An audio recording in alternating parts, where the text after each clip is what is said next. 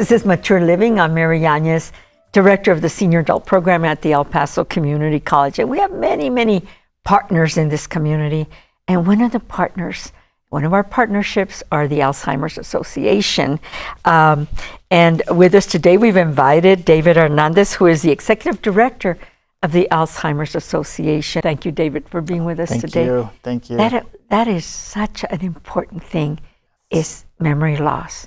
And that's what Alzheimer's is all about. Right. Tell me a little bit about how long you've been with the Alzheimer's Association and the reason why you felt it was important, your cause. So it's very important to me, yes. So I've been with the association for 4 years. And so first of all, thank you for having me. And we've been friends for I don't know how many years, since even before joining the association. I used to be at the Museum of Art here in El Paso. And it was there that I became, felt this connection with the association and the work that we do. And it was there that I felt impassioned for, I got to see firsthand, working with, just giving a tour to a couple of veterans who served in World War II. Oh. And it was so touching that, we were walking in the gallery and they were unable to share their story because of dementia. And yes. We were looking at a Tom Lee exhibition, and their care partners were with them, and they were commenting about how they served and their service and the medals that they received. And it was so unfortunate, and it was touching, and I was moved to tears, as well as our docents, because they were unable to share that, their experiences.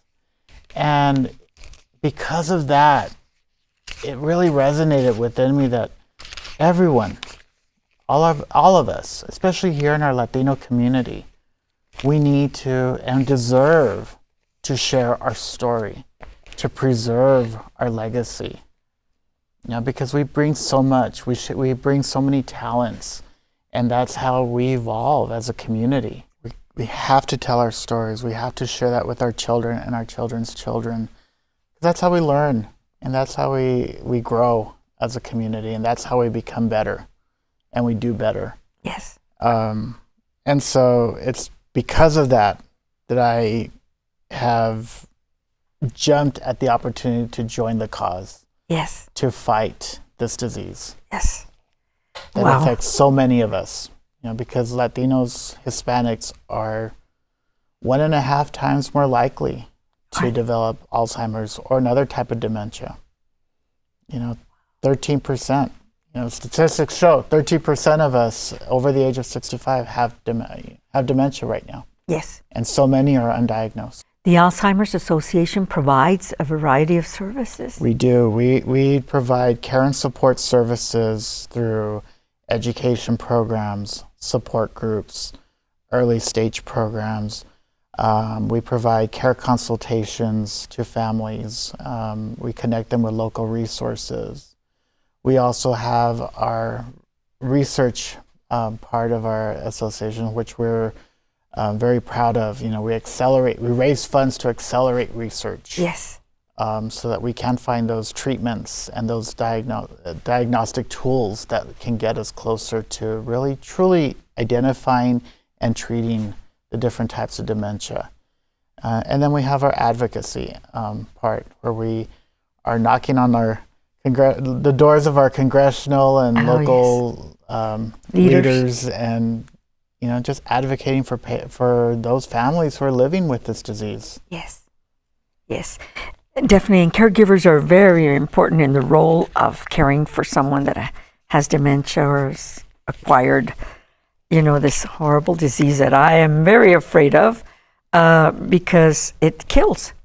Yes, it's deadly. It is progressive, unfortunately. You're having the caregiver's journey. Tell me about that. So, what event? Thank you to EPCC for hosting us this year. We are able to provide the community with a caregiver conference. The title this year is A Caregiver Journey, and so it is a full-day conference on February 18th. It is a Saturday from 8:30 to 3:30, from 8 a.m. to 3:30 p.m.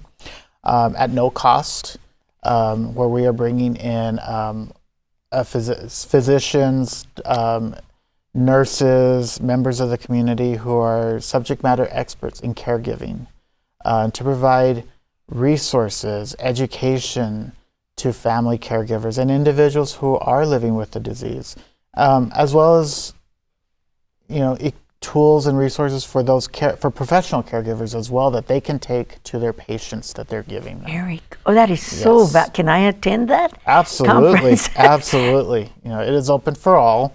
Everyone's welcome to attend. We will be providing breakfast and lunch because we want, this is a meaningful experience. It's so important. We want everyone to just be here and enjoy the experience and take it all in. Connect with local vendors, those who provide senior services, so that they can see what the community has to offer. Yes. So that, they have that support system. In wonderful. Their caregiving journey, because it is a journey. Yeah, it is. There is a difference between normal aging and dementia, and so one of our programs, so Dr. Rodriguez, he's a physician here at UMC.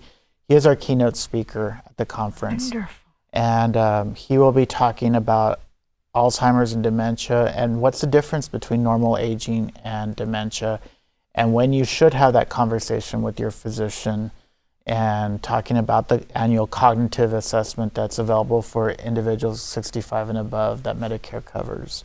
How you go about requesting that. So such important assessment that we should all have. So if someone is forgetting things, not just forgetting where you left your keys, right? But they're thinking something's going on that's different about me. Should we get this assessment? Can we ask our primary physician to refer me to an evaluation? Is that possible? Yes. So it is completely normal to lose your keys, and but then part of that is, okay, well, where did I? We all go through it. Well, where did I leave my keys? Oh, okay, I remember. You retrace your steps. I came through the door. I answered the phone. Oh, I left them on the table. Yeah, that's normal.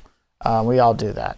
But if you start losing your keys and then you find them in the refrigerator, or you find them in a drawer where you never use, or something, in your cabinet, or and you start noticing these differences, or you start losing the sense of time and place, and you forget people's names, like people like your own children, or your good friends and relatives.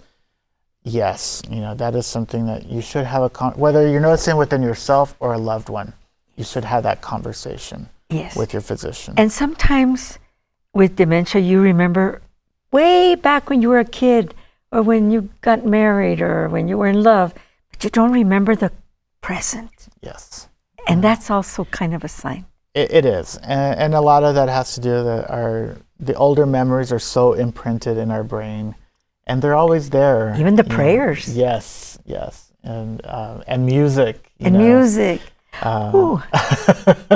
You can you Google music and memory, and you can see dementia patients. They come alive when they hear the music, and it's funny that you mention that, because we do have a partnership with El Paso Pro Musica, and so they work with us, and we do outreach together, and so that's amazing as well. We've had classes. We provided classes for the veterans home for veterans, and many of them have dementia, but when we start with playing music, and it's music that they remember from their background, they just liven up. And we love that. We love to see them come alive again. And that's good, isn't it? That is. Yeah. It is so good. So I do want to mention right now, maybe we can get a pen and write down your phone number where they can reach you, especially to register or to find out more about the caregiving journey. Can you give that phone number for us? Sure. So to register, there's two numbers. There's two numbers. To register locally, our local office number is 915 257-0246. That is our local number to register for this conference. Can you repeat that one? Yes, 915 Uh-huh. 257-0246. Or they can always call our 800 number at any time of the day, which is 800-272-3900. And again, that's 800-272-3900. And we have, and that 800 number, we have care consultants who are available 24 hours a day, 7 days a week. So even if you have a question not related to the conference, just about community resources, you're caring for a loved one and they're experiencing agitation, you have a question how to calm them down, what to do, we're there. How wonderful. Yes. Do you have support groups as well? We do. We do have community support groups in person, and we also offer virtual support groups. Very good. Because we do understand that it's not always easy to leave your loved one. Yes. Yes. So we want to make it accessible. And sometimes they need respite or time off Yes. to just kind of get out of the house. Absolutely. And do you also help with providing some resources? We work with local organizations to provide respite. Okay. Yes. Area Agency on Aging, maybe? Yes. They're one of our great partners that we work with. Good, So, good. yes. I've memorized the number for Area Agency on Aging over the years, and I just send them to them, and then they find a resource Yeah, for they're a whatever great the needs partner are as well. with our elders. But this is a good number to also have at hand, the 915-257-0246. And again, the national, is it a national thing, or is this just is it National Caregiving Month? So the caregiving conference is on a National Caregiving Day. So yes. But the 800 number, that is our helpline, and so we have, it's available in English and Spanish. It's available in 200 languages. So, Yes. it's. Well, I would love to announce, this. And it's here. Yeah. It's here. It's here at the community college, Yes. at the administrative service building in the auditorium. But if we help our community, and if we do everything possible to make them, help them to become aware of what's available to them, we do our job. For people to come up and just be involved with us. Okay. We're a family of volunteers. Okay. Who share the passion to make a difference in our community. So. Yes, and maybe one experience with one caregiver, how they managed doing the caregiving of their dad or mom or relative. What tips they can share with somebody else in those support sharing groups? their stories as well, because those are very impactful, especially when we share the stories to our congressional leaders of why we need more research, why we need more FDA funding. Good luck on your conference.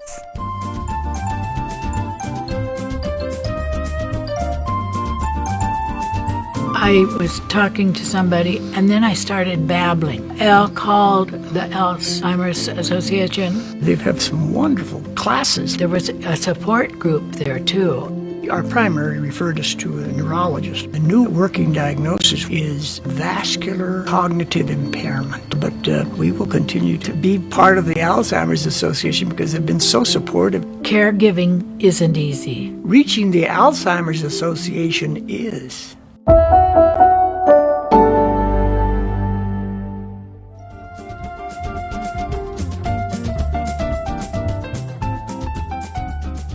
Well, thank you for staying with us. As promised, we have another interesting interview to share with you today on Mature Living. We have invited Mr. Enrique Perez, who's one of our instructors that teaches for our senior adult program. And, his class is just so popular that you can imagine. It is the Seniors Gardening for Health. Healthy Gardening, but he's going to give us the right title of the class. This has been an ongoing class for many years, but Mr. Perez has been with the Senior Adult Program for 3 years now. Right, Yes, Mr. ma'am. Perez? Good to Correct, see you. exactly. Great. We want to talk a little bit about gardening for healthy living. Very, very important. I know you have been in your career an educator, a program administrator with the school districts. But tell me about how you got involved with gardening. Well, to begin with, my mother always emphasized having her garden. She loved to grow, especially grapes, but she also loved flowers and some vegetables. So I was the oldest in the family, so naturally I had to learn everything so that I could help her out. And when I got married, my wife and I, when we bought a house and we had a lawn and land, we started working on gardening with varying degrees of success because I didn't have the years of experience. I just helped my mother, but there's the difference between helping and you starting your own. So off and on we worked with that. But it's difficult when you're both working, you're in school, raising children. There's a lot of time that you don't have to actually study, to learn about what you should be doing and to be successful. When we retired, and we retired the same year, within a year, we took some classes at UTEP, and within a year, we heard about the Master Gardener program. And so we both went through the West Master Gardener program and learned about gardening, everything research-based, and started applying it. And with Master Gardeners, you commit to involvement, a continuing involvement, not only to be involved in the community, helping with gardening information, but also to continue learning. And so since 2010, my wife and I have both been doing that. Wonderful. And I think that's part of the reason, or one of the reasons that I wound up with the senior adult program, stepping in for a master gardener who was running some classes. Dave Davis. Mr. Davis, exactly. Mr. Davis. He had the class at the Multipurpose Center on Viscount. Uh-huh. And he had cancer and he was going to have to step down. And people contacted me about that, and so I took over. And one of the interesting things that happened to us when you joined our team of instructors at the senior adult program is that you started and then COVID closed us down. Right. So you were one of the first instructors to step forward and learn how to teach the class virtually. Yes. Virtually. And so we were teaching online. And so thank you for doing that. It was an experience. Yes. And now you're teaching. Where is your class this semester in the spring? This is the first time I've been teaching the class at the Silvia Carrion Community Center, a brand new, beautiful community center down at Loma Land Park on Lomita? Loma Land and Lomita. And the class is full. And excellent. It's a very, very good group of students. And so I know you have your syllabus and your lesson plans that you work with and that you produce, Tell me what you will be teaching this semester. We start off with a focus on the healthy living. What constitutes healthy living? You'd be surprised how many people don't really understand the importance of blood pressure, the importance of certain kinds of nutrition. And one of our problems in the United States is this land of plenty, especially for seniors. We have, for all adults, we have a lot of people who struggle with being overweight. And if you're overweight, it has some potential problems. It makes you more susceptible to some things. That's why when COVID hit and everything shut down, we seniors were among the priority population to receive the vaccinations, because our immune system is down versus children, and our life experience sometimes of not so healthy habits make us more susceptible. And so that's what we focus on to begin with when we start the class. What constitutes healthy living? What constitutes healthy eating? What constitutes good signs so that you know you're in good health? And then we move on to how plants, herbs, fruits contribute to good, healthy eating for seniors. And we focus on that for a while.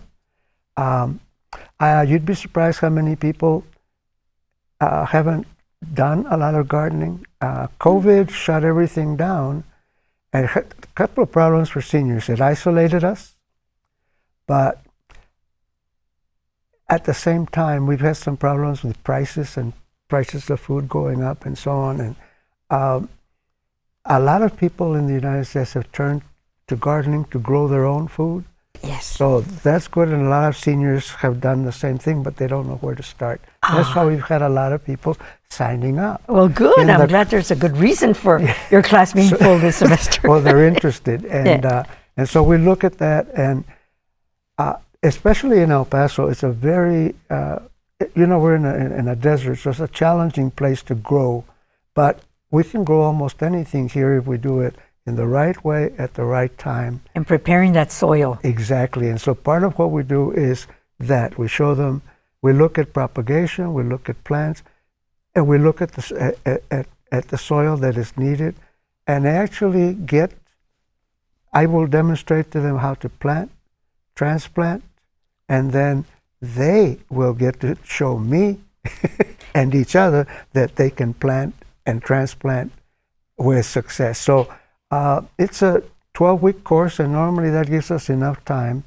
for us to see that we were successful with transplanting and that the seeds we planted actually germinated and produced shoots. So, and we've been hearing a lot about processed foods and how it has been really bad for our health. So living healthy is eating those natural foods and products. And of course, you also cover seasonal. yes. Planting for the seasons. We make sure to get them in touch with the fact that we can grow vegetables and herbs and so on the entire year here in El Paso. Good. It's just a matter of knowing what, and the Texas A&M Extension Service puts out maps. It's actually not maps, but calendars that can show you what you should plant each season, so that you, starting in January all the way to December, that there are things that you can plant for harvesting at different times of the year. So you can, as a gardener, you can be busy the entire year and be harvesting the entire year. Wonderful. And sharing. Sharing with your neighbors, because sometimes you produce more than you can eat. Exactly. One of the things that we generally recommend is that you start small. We sometimes, in our enthusiasm for corrective action, we get carried away, run into problems. The new year is a good time to think about that. We spend the holidays usually overindulging in good food and other things, and then make New Year's resolutions and talk about we're going to get back in shape. And some people way overdo the exercise and so on, and that's not healthy. It's important to approach things correctly. That's so right. In the same way, when you're gardening, start small, because you don't want to waste what you produce. You want to be successful, but you don't want things to go to waste. You want, so what you're able to consume, or if you're thinking about sharing, that it would be sufficient, but not too much. Yeah. My pomegranate tree last year produced like over 100 pomegranates. And it was a little tree when I planted it, and now it's big. And so I've had to share. Thank goodness. Which is good. That's part of the fun. That's part of the fun. Now, many of us can't get up or down from when we're planting on the ground. And you're going to be teaching also when you cover container gardening. What is that? We part of what I do is I bring in pots. I tell them beforehand about the reason for focusing on container gardening and raised bed gardening is that as we age, some of us lose some of those abilities that we had when we were younger. So we develop knee problems, hip problems, etc. And some people can get down and can get up without help.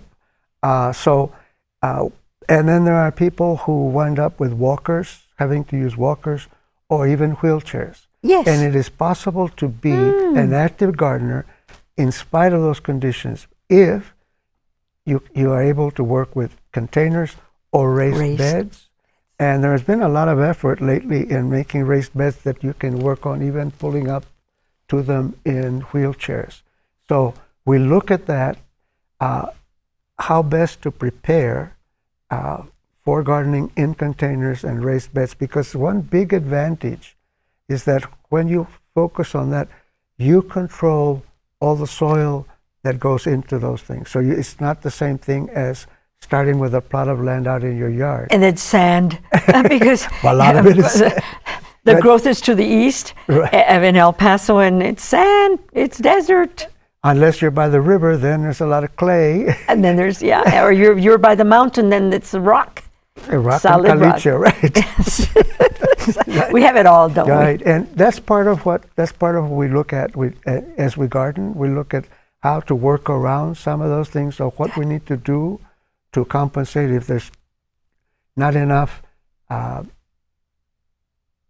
organic matter in your soil, too much sand, what you need to do to the soil to improve it, to improve your chances of success. Wonderful. But again, that's one of the things that you avoid if you look at container gardening or raised bed gardening. And I've heard you say before that learning is a two-way street. And then you have a kind of a slogan that you enjoy. Yes, I remember I saw a T-shirt that said, "I don't know how to act my age. I've never been this old before." I've never been this age before, too. And that's what I like about that. I think one of the things that's fun about teaching this class, number one, we're all seniors, and we all have different experiences and have had different health problems and so on. And limitations. And part of what is fun about the class is the interaction. Because when I bring up certain points and so on, ask questions, people will ask questions, and that raises others. And I'm teaching, but it's always been my experience as an educator that every time I set out to teach something, I learn probably more from all the students as they teach me many things and open many doors. And it continues all to today. Well, we want to give our department number at the College with the Senior Adult Program right now. It's 915-831-7801 if they want more information on our classes, to include the Gardening for Healthy Living. I think I got that one right. Yes, absolutely. And yes, Mr. Perez, we really appreciate you coming, taking time to promote healthy living, and gardening is one wonderful way to do it, because we can garden all year round. Yes, and the students' responses have been fantastic. I'll tell you, I have been so pleased with that, and so that encouraged me to try again. Very good. Well, say hello to your wife, another master gardener, and so we'll see you again soon. Come back in another season, and tell us about what we should be planting then. Okay. Or reaping. Okay. Okay. We'll see you all next week. This is it for us. We're signing out on Mature Living. See you next week.